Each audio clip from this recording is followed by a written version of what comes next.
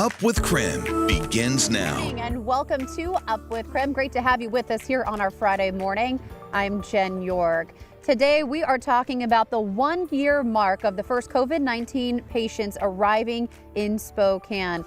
Today, 1 year ago, we were preparing for their arrival. The actual 1-year anniversary is tomorrow. And of course, no one could expect what was to come after that. But now we know we've been through so much and we're looking forward to so much more as we make our way through the pandemic here in 2021. Let's take a walk back at what we were looking at 1 year ago today. The patients were coming from a cruise ship in California. They were previously quarantined at Travis Air Force Base in California. Then they were flown to Sacred Heart Medical Center to seek treatment at the Special Pathogens Unit. Again, that was the first time that we talked about COVID-19 here in our community. And we learned a lot from a panel of health experts from Providence and the former Spokane County Health Officer, Dr. Bob Lutz. Now, at the time, they said there was no threat to the public. And I emphasize this is a controlled situation. There is no risk to the residents of Spokane County by bringing these individuals into our community for care. In general, however, the risk to the general public of the novel coronavirus, of COVID-19, remains very low. Now, in the following weeks, no one could have guessed how the pandemic changed our lives. Less than 1 month later, the Spokane Regional Health District announced 3 confirmed cases within Spokane County. And then the single-day high coming December 8th with more than 680 cases. And again, this morning, we're going to take a look back at the past year while also looking ahead to the future. Today, there are multiple vaccines for COVID-19 on the market. Several more are right now in clinical trials. And of course, right now, lawmakers are working to pass a third COVID-19 relief bill. And this morning, we do have team coverage here on Up with KREM. Joshua Robinson is talking to the manager of that Special Pathogens Unit. Again, that's where the first COVID-19 patients were brought to in Spokane.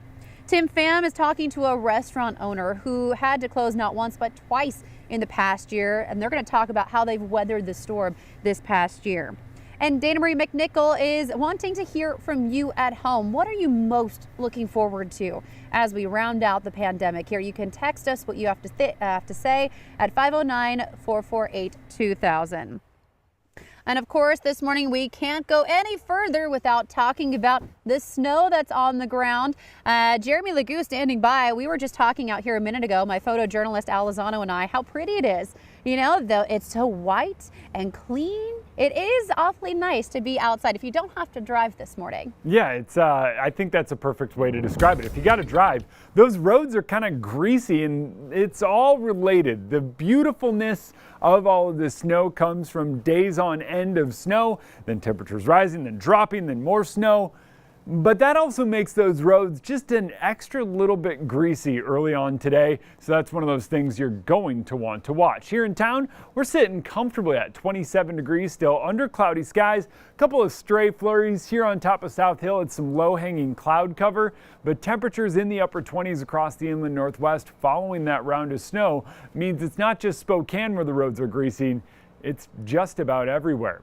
We're watching our moisture move out, and for now, it has come to an end. We will continue to see it fall in some of those higher elevations throughout the day today, and areas farther off to the south as well, where a bulk of that moisture was targeted with this current storm. So we catch a break, we get more moisture moving in. A lot of that falls overnight tonight and as we get into the day tomorrow in those higher elevations. For us here in Spokane, I think we are pretty much done with it. I can feel a little wind kicking up now. That is a sign of some drier air moving in. But by this afternoon, I do think we climb above freezing, even if it's just barely. And that barely above freezing is going to make all the difference when it comes to those road conditions.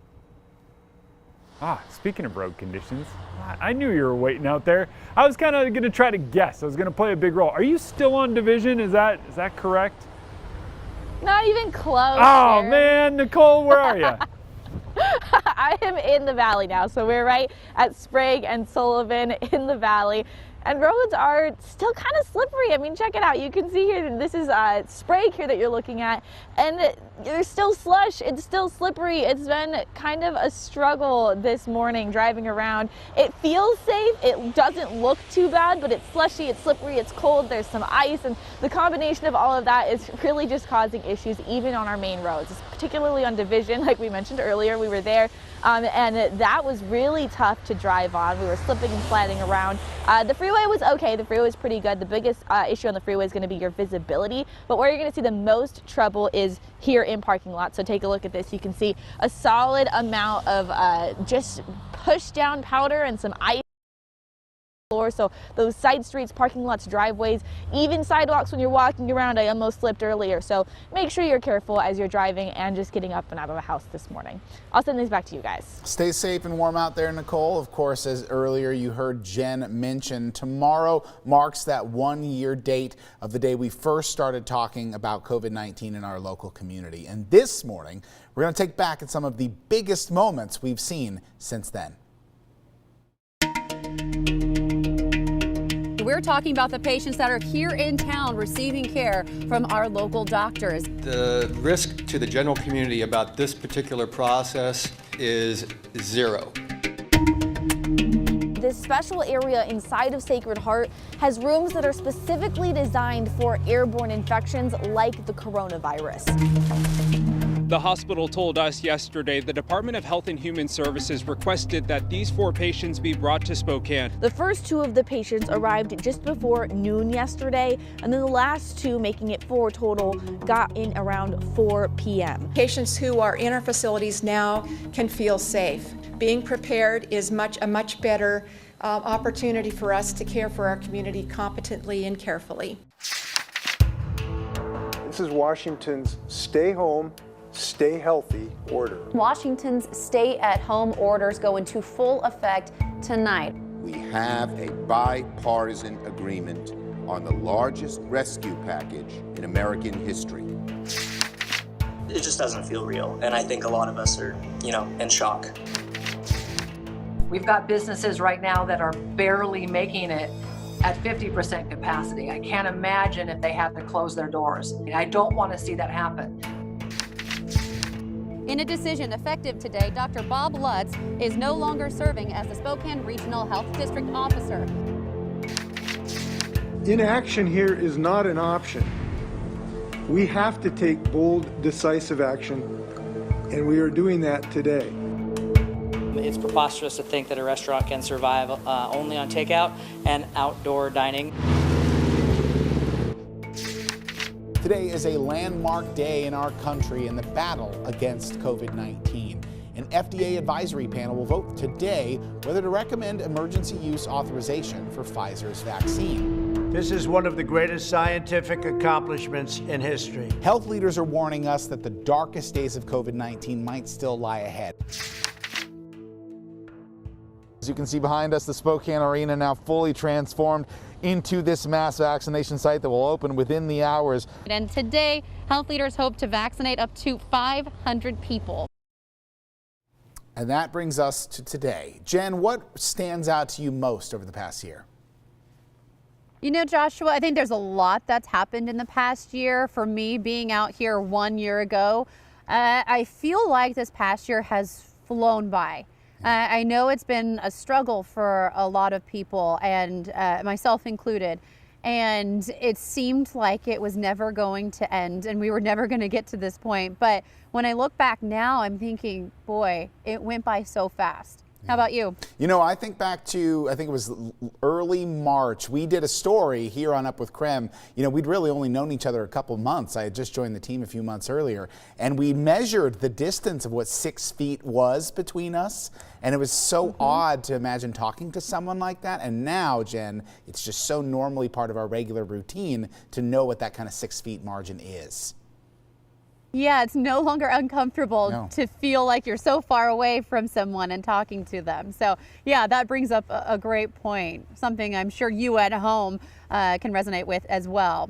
Of course, a couple of weeks ago, about 3 weeks ago, Joshua and I were down in the Spokane Arena talking about the mass vaccination clinic set to open its doors. Of course, we've seen a couple rounds of appointments with that. As of this morning, we know that they've been able to administer about 11,000 COVID-19 vaccine doses at that site. However, the Washington State Department of Health says the state does not know yet when eligibility will expand to include more age groups and people with underlying conditions. And that's even with the promise from President Biden that there will be enough vaccines for every American by July. Now, right now, the DOH says it is trying to make sure its limited COVID-19 vaccine supply is reaching the state's most vulnerable patients. And many of those vaccines meant for next week's appointments are impacted by the weather. Of course, the west side seeing snow, we're seeing snow. The lower 48 also seeing some weather concerns this past week, so it's delaying some of the shipments of those COVID-19 vaccines. So there is something to look forward to. Okay, we're 1 year into the pandemic here. I believe the official beginning of the pandemic, when it was declared, is coming up next Monday. Here we are, we've made it, and now we can look forward to events that are going to make their return here in 2021. Here locally, Spokane favorite Pig Out in the Park is set to return in September. That's going to run September 1st through the 6th. Also new this year, it's going to include 6 nights of music, so that'll be fun. Hoop Fest also wanting to make a return to Spokane this fall. The tournament right now is slated for September 11th and 12th. Also, for football fans, my Cougs and Eags fans, there is a chance we could see fans in the stands come this fall for a limited amount of games. Of course, though, school leaders will make those decisions later on this year. However, even with all these plans in place for the return of these events, you can expect that most will include some sort of social distancing guidelines. Again, back out here live this morning outside of Sacred Heart Medical Center, just over my shoulder here.